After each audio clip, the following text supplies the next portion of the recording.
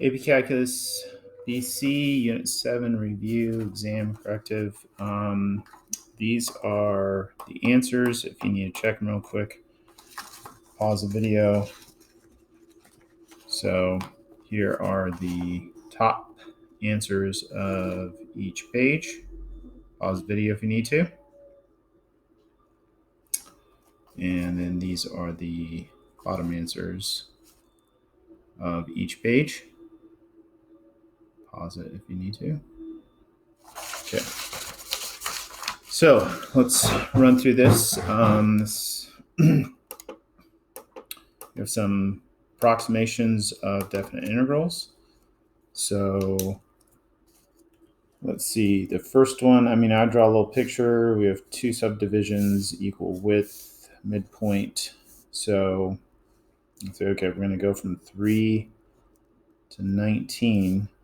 Two subdivisions, but then we got to find, so that's what, 16, so 11 would be there, but then we got to find these guys. That's where we're going to identify the height. So that's 8, that's 7, that's another 8, that's 15. So 7, 6, and 15, 4 are the heights of the two rectangles.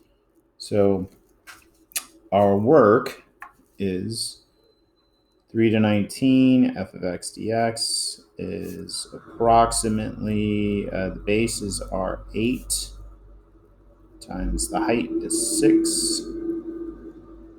Base is 8 times 4. So 48 plus 32 is 80. So this would be, good notation.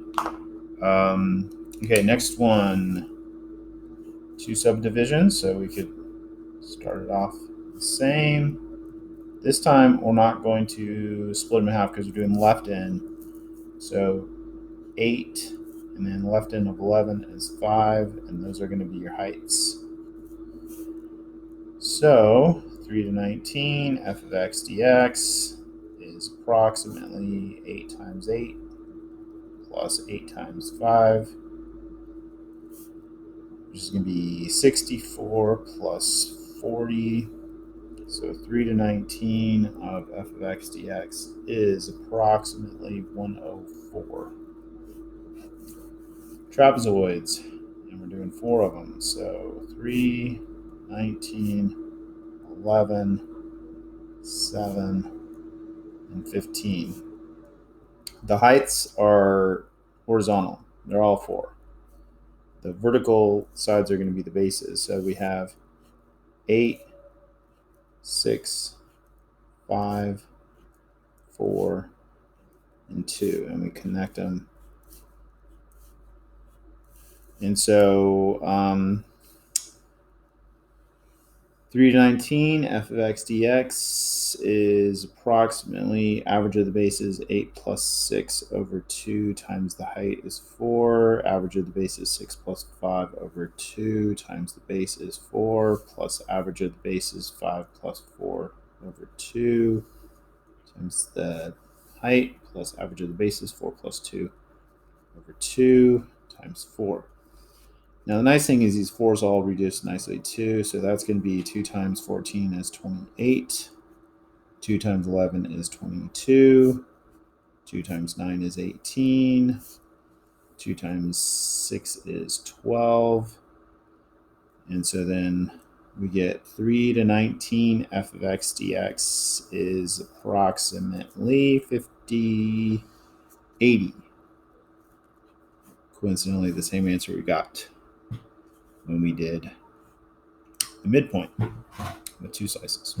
Okay, so then we have absolute value problems, which you can do 2 ways, maybe even 3 ways. So this is linear. So the linear ones we can do graphically, just relying on geometry. So you graph it 1, 2, 3, 4, 5, 6, 7, 8.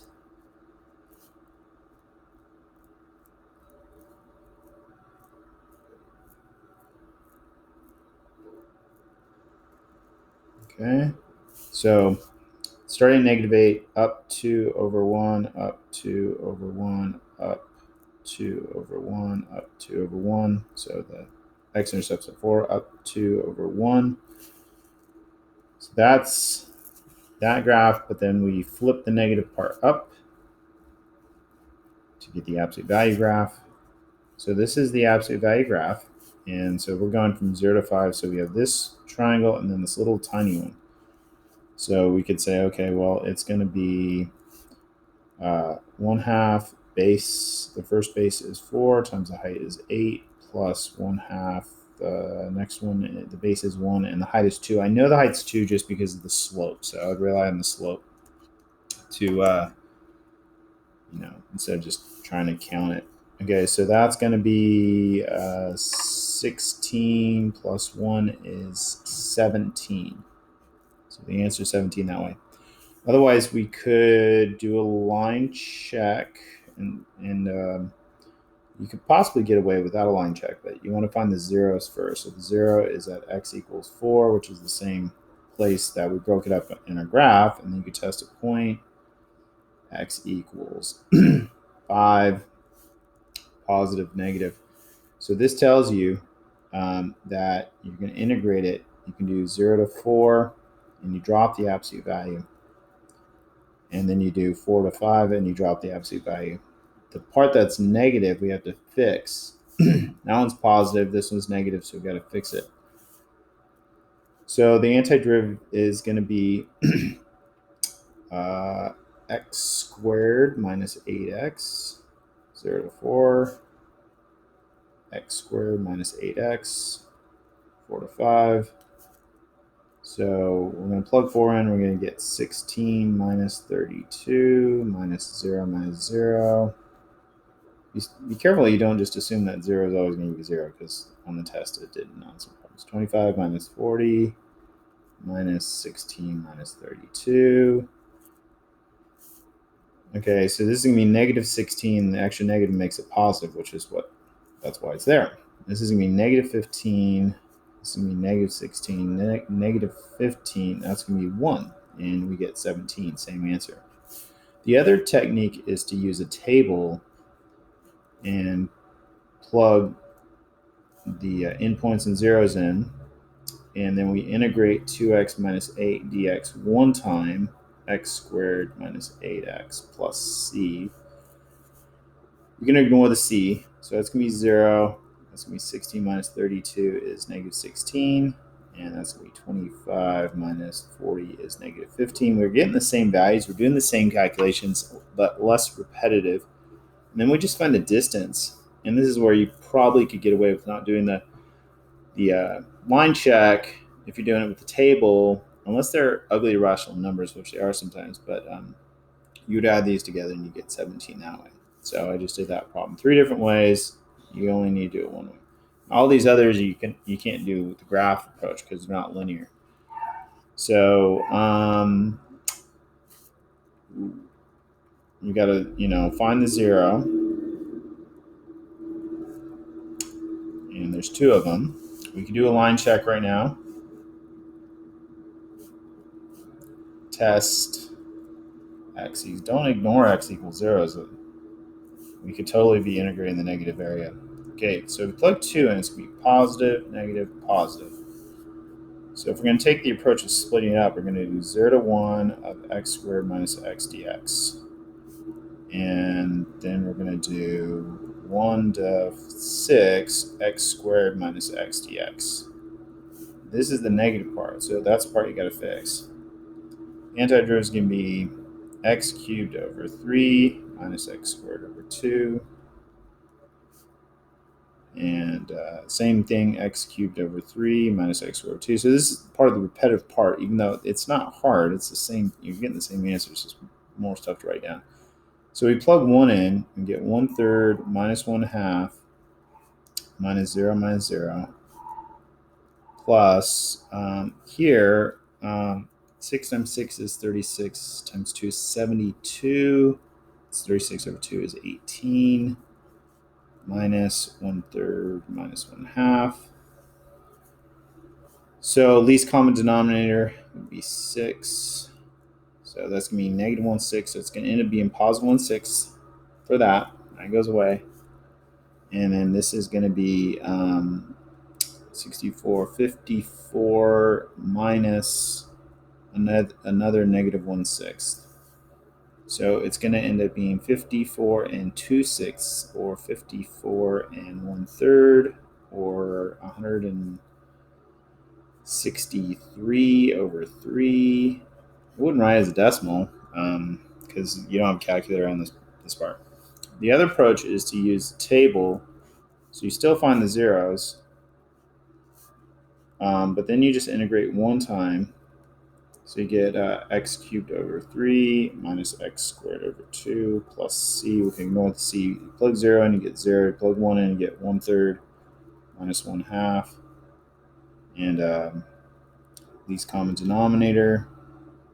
So that's going to be negative 1/6. And then you plug 6 in, and you get 72 minus 18 is 54. And then you find the distance, 1/6, and you find the distance. And you add them together, and you get the same answer. So, okay. Next one. We've got some trig involved here. So cosine x equals negative 1/2. Alpha equals pi over 3, quadrants 2 and 3. So x equals 2 pi over 3 plus 2 pi k. And x equals 4 pi over 3 plus 2 pi k. And so we're going to use 2 pi over 3 and probably just 2 pi over 3. I mean, we could put them both on there, but we're only interested in 0 to pi. So we got 2 pi over 3. You want to test something, you can test 0. So 0, cosine, that's going to be positive, and then negative. So we got to break it up there. So the one strategy is to break it up. We're going to do 0 to 2 pi over 3 to cosine x plus 1.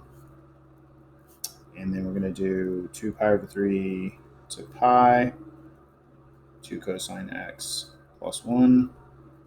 The negative part is this one, so that's the one you got to fix. So the antiderivative is going to be 2 sine x plus x, and 2 sine x plus x. So we plug 2 pi in. Sine of pi over 3 reference angle is root 3 over 2. Quadrant 2, it's positive, so it's going to be root 3 plus 2 pi over 3 minus sine of 0 is 0 plus 0. And then sine of pi is 0. And then get another root 3 plus 2 pi over 3. So now we just got to simplify all this. You got to distribute this subtraction. Actually, you got to distribute this subtraction. So this is going to be negative. These are going to end up being positive because negative times negative is positive. So we have root 3 and root 3. So we have 2 root 3s. We have 4 pi over 3 minus pi. So that's just pi over 3. So that's your answer. Alternatively, you could do it with the table, which has its benefits, but has its challenges also. So you're doing all the same work. So it's going to be 2 sine x plus c. So you plug 0 in, you get 0. You plug 2 pi over 3 in, you get root 3 plus 2 pi over 3. Plug pi in, you get pi. The challenge here is knowing which of these is bigger or smaller. And so you really want to rely on the line check, and this is going to be the negative chunk that you have to fix. So generally you go upper limit minus lower limit, and it gives you a positive answer. But if the graph is under the curve, you can get a negative answer. So one solution is to go backwards to root 3 plus 2 pi over 3 minus pi. And then add these together, and you get 2 root 3 plus pi over 3. So it's, you just got to be careful with it. Fundamental theorem of calculus, part 2. Part 1 is also on our test. Derivatives undo integrals. You got to plug this in where that variable is. So it's going to be x squared. I put in parentheses e to the x squared minus, but then you got to multiply by the derivative of what you plugged inside. Only what you plugged inside. And just one time. Okay, the next one's going to be sine x cubed e to the sine x. And then you got to multiply by the derivative, which is going to be cosine x. So your final answer, simplified, is going to be 2x to the 7th e to the x squared minus cosine x sine cubed x e to the sine x. So, mean value theorem in general for all functions. Some of you guys did part A right and then messed up part B on the test because you decided to redo the problem, but part A and B are for the same problem. There's no talk of derivatives here. Some of you are like, I'm going to do the first one for the function. The second one, I'm going to totally revert to the derivative. Maybe because you think this C x star value is only for the mean value theorem for derivatives. It is not. It also applies to the regular mean value theorem. So the average value, if you take a curve and you find the area underneath it, and then you smooth it out, that smoothed out height is how you want. It's still the same area. It's a rectangle. If you divide by the base of the rectangle, you'll get the height. So that's the way I always think it through that way. Otherwise, you're going to mess it up if you try and memorize it. I used to try and memorize it, and I'd always mess it up. Antiderivative. So that's going to be 64 thirds minus 1/3 is 63 thirds is 21 is 7. So that's your F average. Okay. Now, part B, since we're dealing with just the average function, no one's saying anything about derivatives. We want to say, well, when does the function equal the average? Because it's guaranteed to happen at least once, maybe more. And we got to give all the answers, but we only can give answers that are on this interval. Some of you guys are giving me answers outside of it, and I took off at least half the credit. Okay, you can't just algebraically you're going to get a bunch of answers, but like theoretically, calculus-wise, they're not all valid. So we take the actual function and we set it equal to the average, and this one's pretty easy, plus or minus. So on the test, a lot of you guys just give me both of those answers, but you might want to estimate it. Square root of 7 is it's between 4 and 9. It's probably like 2.5 or something like that. But we only want the positive one this time because it's got to be here. The next time we might want the negative one.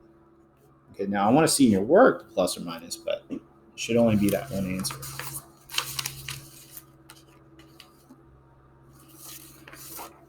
Okay, distance and displacement, another opportunity. So displacement is the integral of velocity from 0 to 5.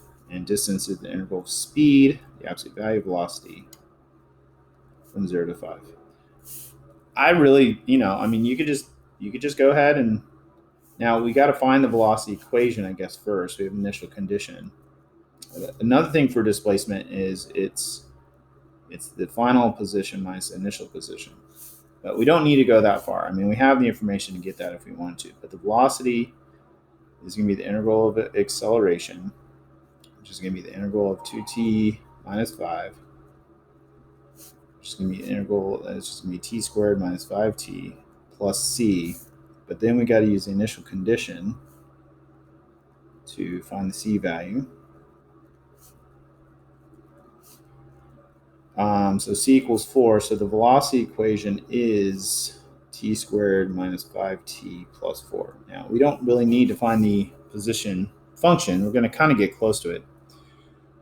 But you could do this. You could say, all right, let's just do the work here.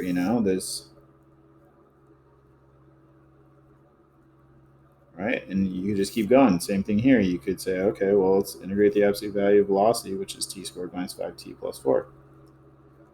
And you could just do it like that. Now, the table really pays off here because you're definitely going to want to find the zero. So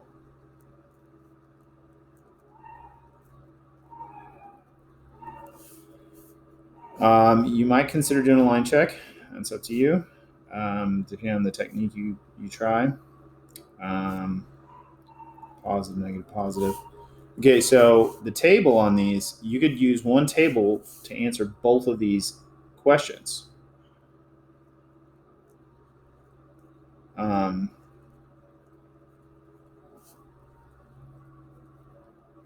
And you have to integrate velocity, so you're kind of getting close to position, t cubed over 3 minus 5t squared over 2 plus 4t plus c.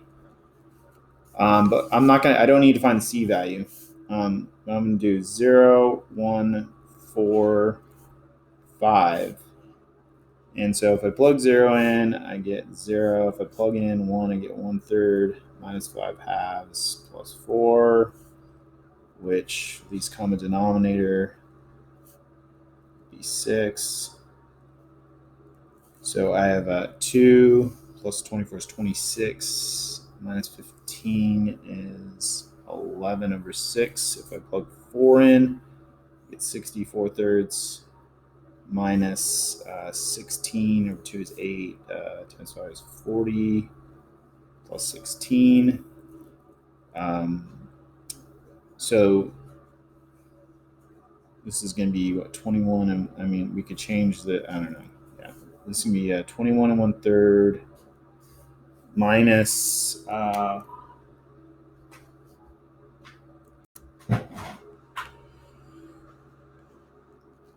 right, so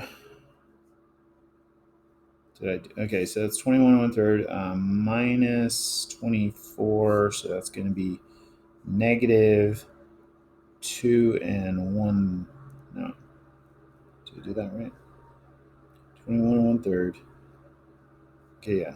So it's going to be negative 2 and 2/3, which is also negative 8/3, which is also negative 16/3. Plug 5 in, 125 over 3 minus 125 over 2 plus 20. So we do least common denominator.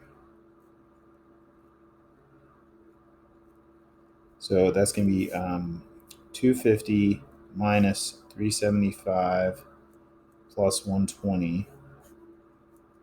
So that's going to be 370. That's going to be negative 5 over 6. So the distance between these is 11 over 6.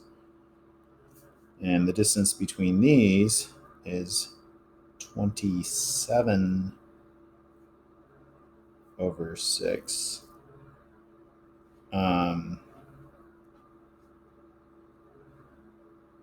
27 over 6. I don't know if that makes sense. I'll have to double check my work. And the distance between these would be 11 over 6. So let's just make sure I did this one right.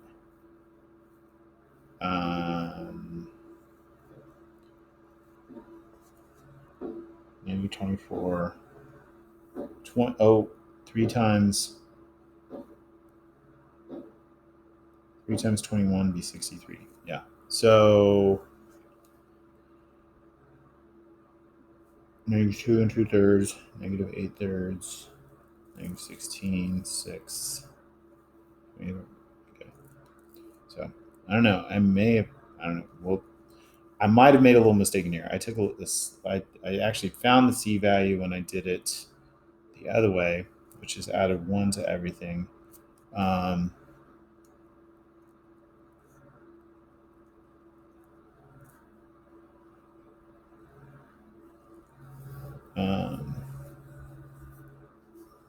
But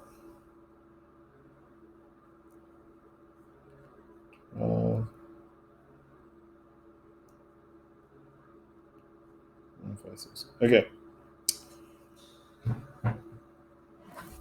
So if we add all these together, what do we get? We get 2249 over 6, or 6 and 1/6, or no, 8 and 1/6. Yeah, that's the answer I got. Okay, or you could do it the long way. Now, by the way, so that's distance. This is distance.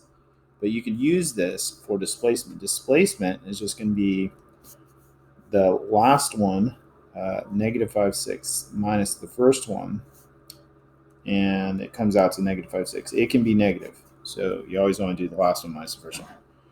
Okay, solves a revolution. You want to draw some good pictures. Might have to find intersection points between curves. So square root of x equals x squared, square both sides. X equals x to the fourth minus x equals 0, x times x cubed minus 1, x equals 0 and 1. This is 0, 0, 0, and this is 1, 1, 1. Okay, so we got those. We're going to do it dx and dy. So dx would be a vertical slice, which is parallel to the axis rotation, which is going to give you a shell.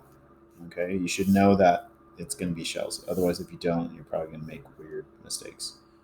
This is your radius. This is your height. So the volume is, remember, if you slice it open, it's a rectangle. Circumference, 2 pi r times the height. So it's going to be 2 pi r times the height times the thickness. In this case is dx, and then we're going to integrate it.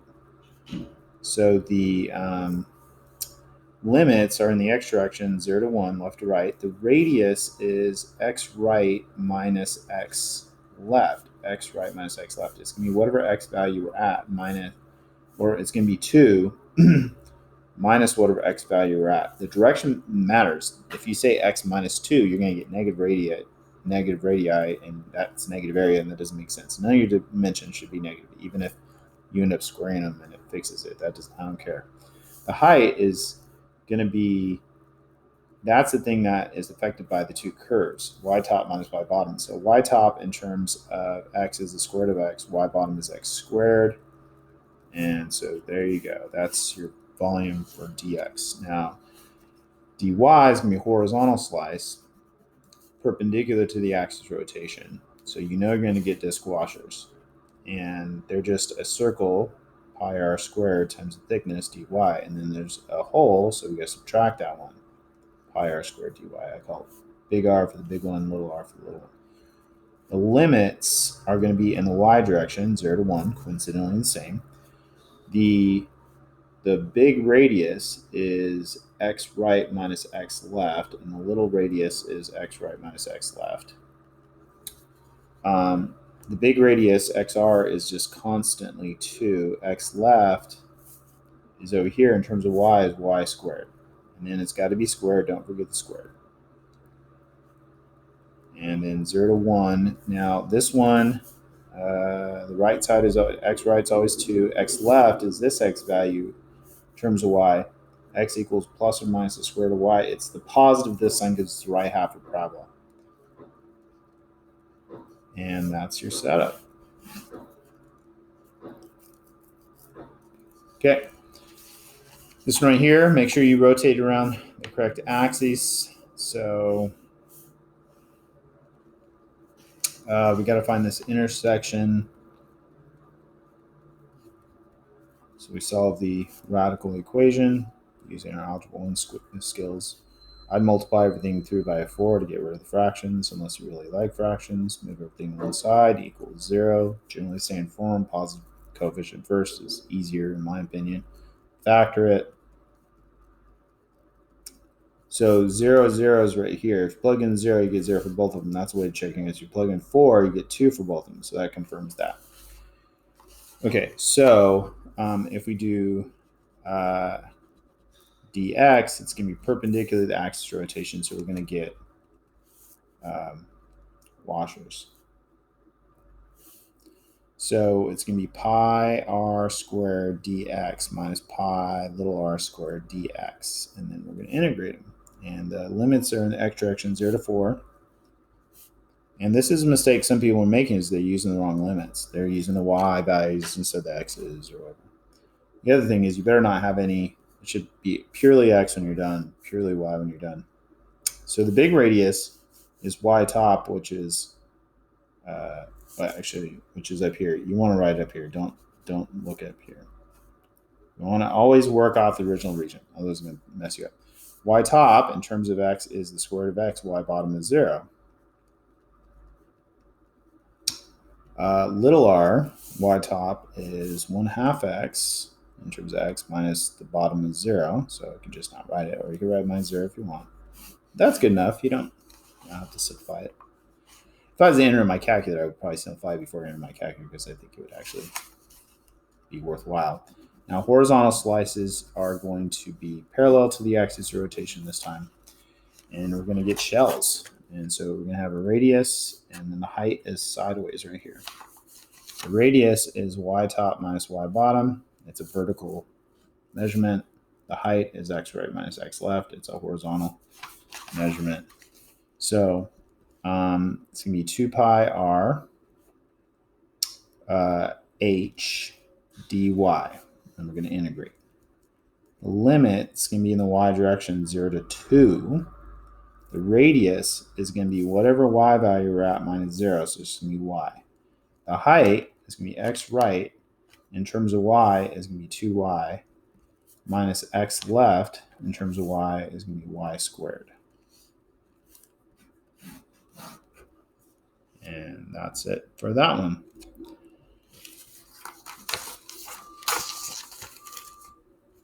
Okay.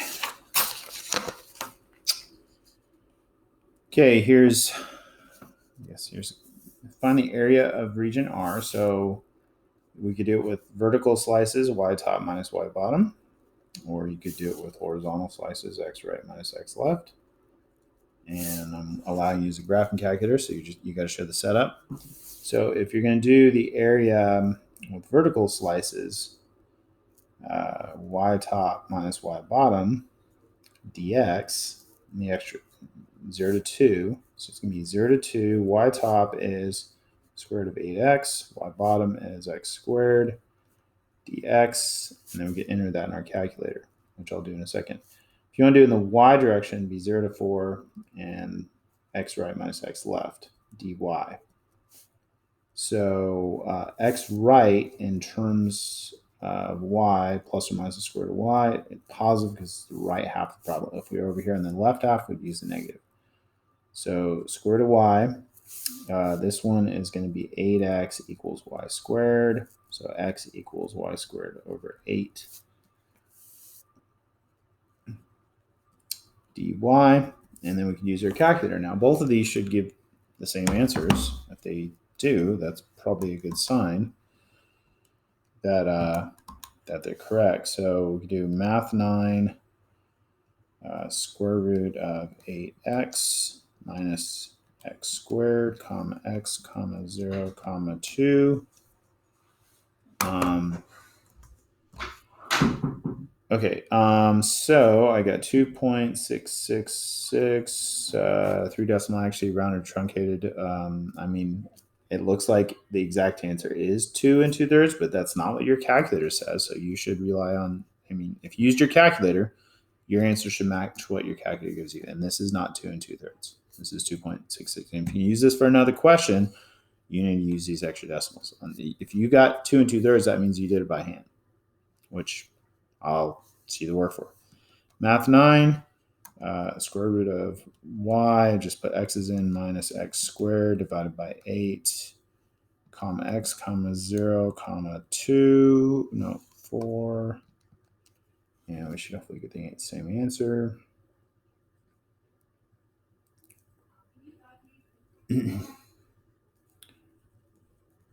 Same answer. Okay. So find k such that y equals k, which is a horizontal line. Y equals k. Splits the area into 2 equal areas. Okay. So you got to find the area first, which we already did. And then we got to integrate. We either can do 0 to k, or we can do k, so you could say 0 to k, which is easier, I think. Now you have to do horizontal slices. So you have to do the square root of y minus y squared over 8 approach. And if you anticipated that, on part A, you might have just started that way because then it'd be the same for part B and you wouldn't have to kind of redo it. And so then that equals 1/2 of 2.6666687, which I should have written down more decimals here because if I knew I was going to use it for something else. Now for my final answers in the answer column, for those parts, I'm just going to write the 3 decimals. But in my work, I'm going to keep more. So you could do that. You could also do k to 4, which I don't know. That's going to be messier because plugging 0 in is going to be simpler. Now, I do expect you, some of you guys have calculators that will solve this for you. I'm sorry, I'm not giving you credit for it because some of us don't. And they might make you do this on the AP test on a non-calculated problem and just say, get an equation or whatever. So you need to do this next part by hand. So it's y to the 1/2, so it's going to be y to the 3/2 divided by the new exponent minus y cubed over 24. 0 to k equals, 1.333333. More than 3 decimals in your work. If you only give me 3 decimals in your work, I'm going to take off points. Then we plug k in, and so then we get 2/3 k to the 3/2 minus k cubed over 24. Now plug 0 in, at least in your head, it's 0 this time, but on the test it may not have been 0, and some of you guys lost points for that. And then move everything to one side equal to 0 to solve on your calculator. And it seemed like some of you guys didn't quite remember how to solve on your calculator. The way you solve on a calculator is we enter the equation. Now we got to put parentheses around that exponent, otherwise it's not going to do it right. That or put 1.5 and then you don't need it.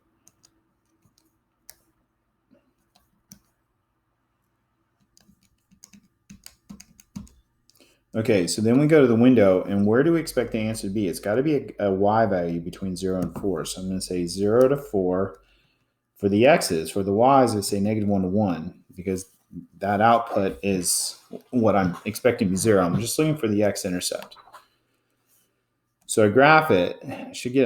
I think we should only get one answer. So it's right there. So we're going to say, okay, second calc 0.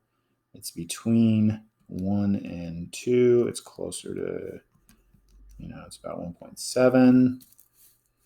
And we get k equals 1.764. 3 decimal actually rounded truncated comes out the same this time. So that's that.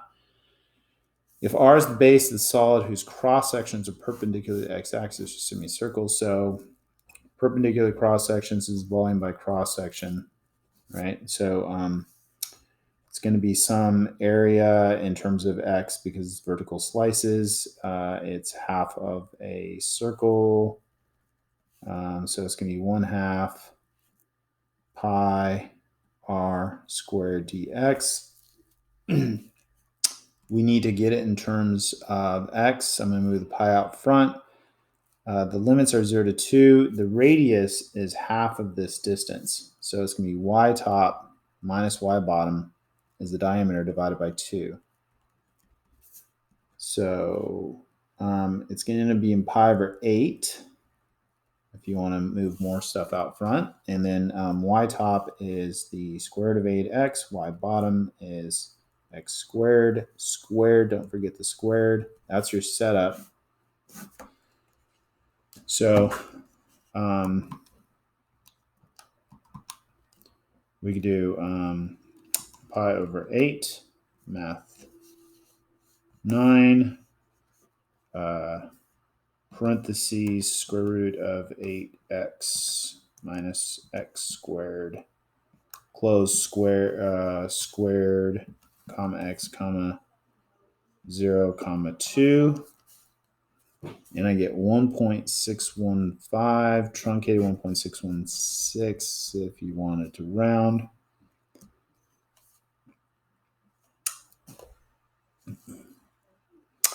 Find the length of the path around the region R. So we have to split it up. So length is the integral of the square root of 1 plus the derivative squared.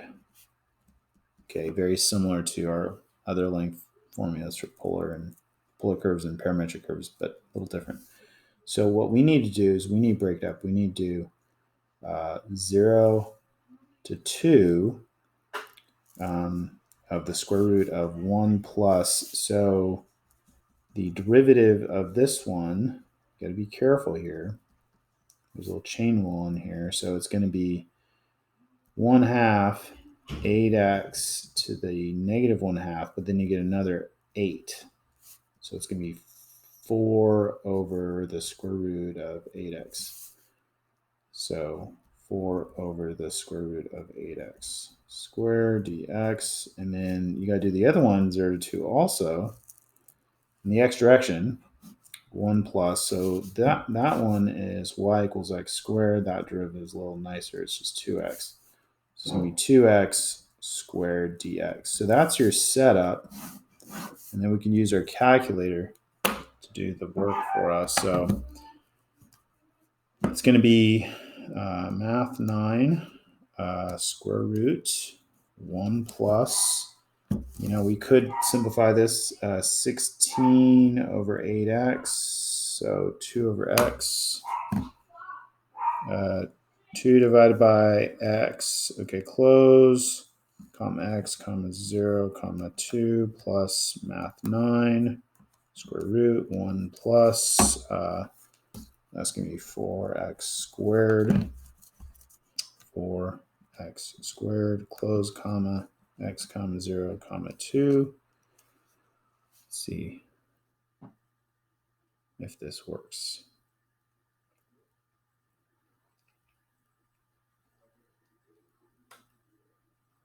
My calculator's slow. I'll just take a breather. Just relax.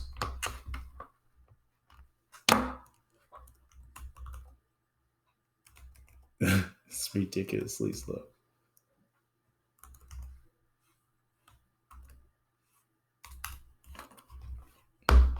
Okay, there it is. Let's see. 9.237 or 9.238 round or truncated.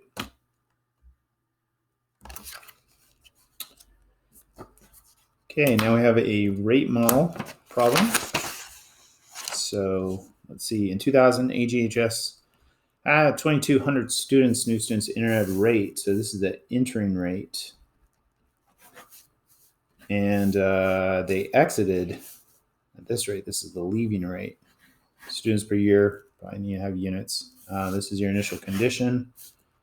A, year 2000 equals 2,200.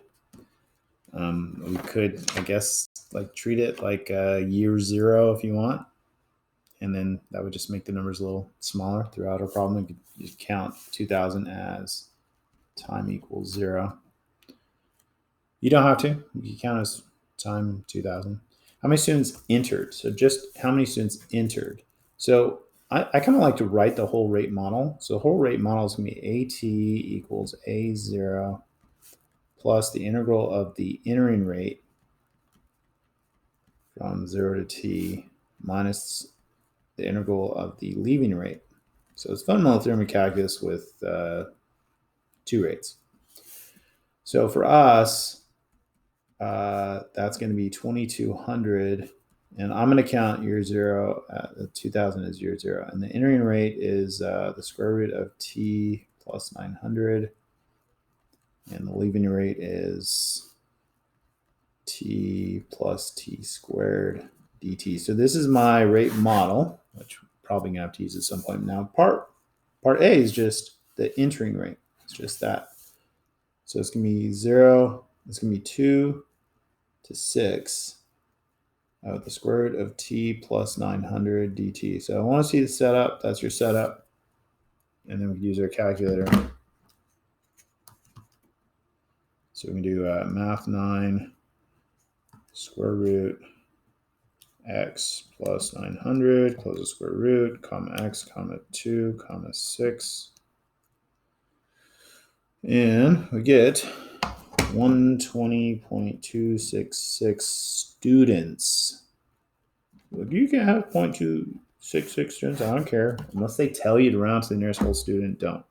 What's the maximum number of students? So this is the EVT problem. You need to do EVT work, justify it.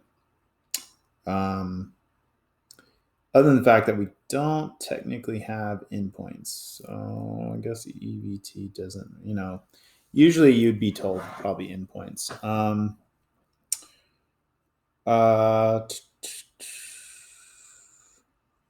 Let's go ahead and use these endpoints. So you're trying to maximize A, the amount. So you need the derivative, which is going to be the entering rate minus the leaving rate. Those are derivatives. That is the overall derivative. We're going to set it equals 0 and defined. And so the interesting thing that comes out of it that you shouldn't jump directly to, you should show this. But it's where those two curves cross that you get your critical points. Now, you could do that. You could graph the two curves, or you could just do the one curve, entering rate, square root. Now, what might be good is to go ahead and put both of these in. I mean, maybe I'll go ahead and do the graph, because I think it'll be good to have these both separately in there so I can use the vars, y-var stuff. Window, we're going to say 2 to 6. And we want to see where they, so we can do zoom fit, which takes a lot. So that's the x-axis, I guess. Or is that the graph? That doesn't, did I enter it in right? Square root. Okay. What's the window? I'm in. It looks like it's graphing as a straight line, which doesn't seem right.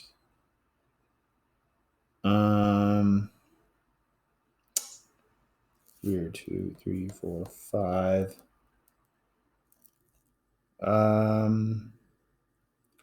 Just find this second trace, calculate 0, intersect, first curve, second curve, looks like it's around 5. Okay, so I get t equals 5.0075715. Okay, so 2, 5.0075715, and then we'll do 6, and then we want to do the amount, which is our rate model, which I wrote earlier.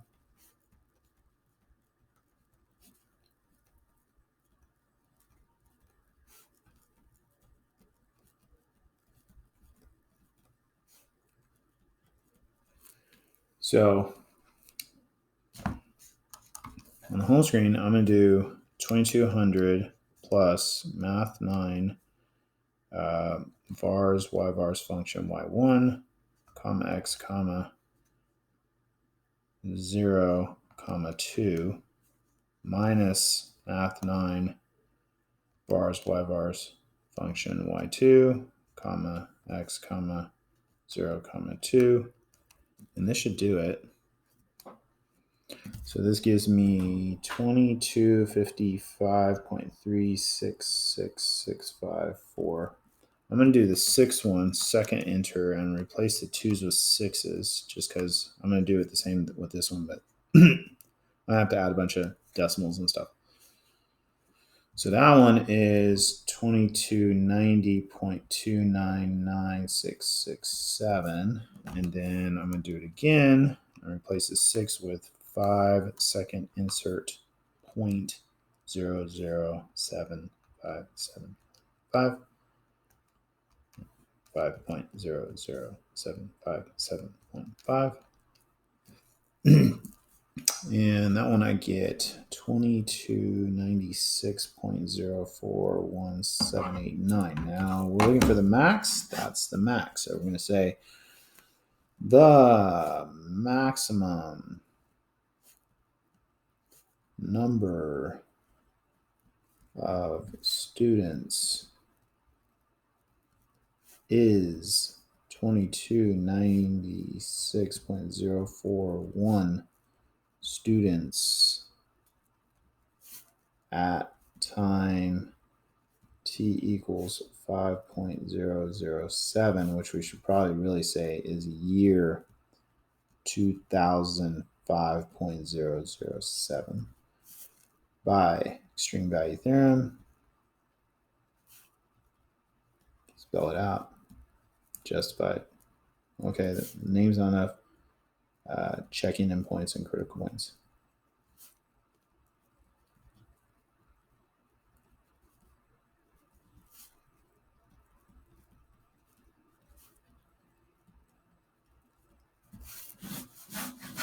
Okay.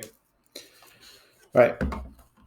On my solutions, I took a different approach. I did the first derivative test because I, went with no endpoints. Okay, according to the model, what year would there exactly be exactly 2,000 students?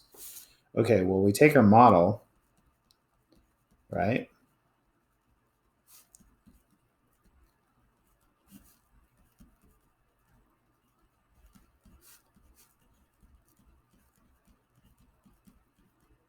And we set it equal to 2,000.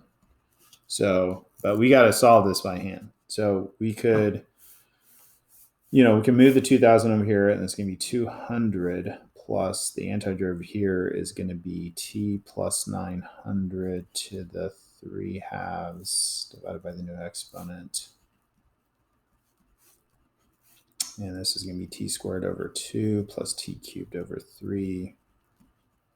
0 to t equals 0. So 200 plus 2/3 t plus 900, 3 halves. If you plug 0 in, you get a value. Better plug it in.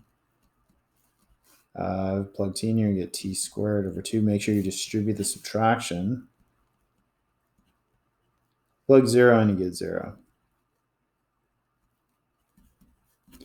Okay, this is going to be square root of 9 is 3. So the square root of this is 30, and then you're going to cube it to get 300.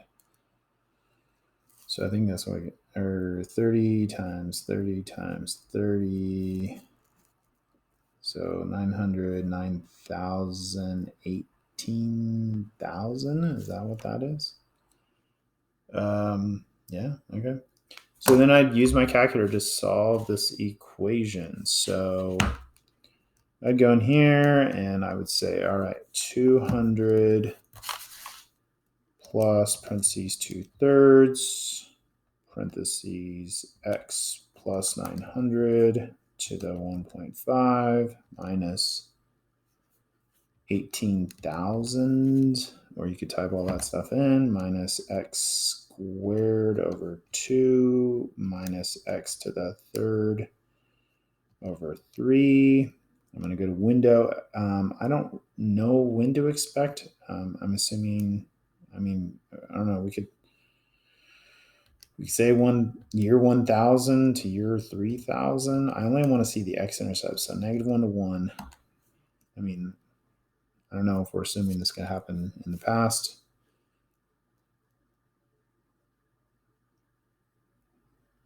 That's not good. Oh, that doesn't make sense.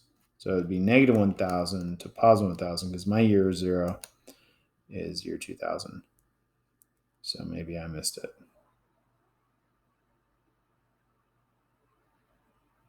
No. All right, let's just go 0 to 100. See if we can find it. Oh, there it is. It was so close to 0, I couldn't even see it on the other one. So we're going to say, all right, so we're going to solve the second calc 0. It's between 0 and say like year 20, maybe around year 10. And that's our answer. So we get t equals 11.256. So it would be year 2011.256. So there you go. That's it.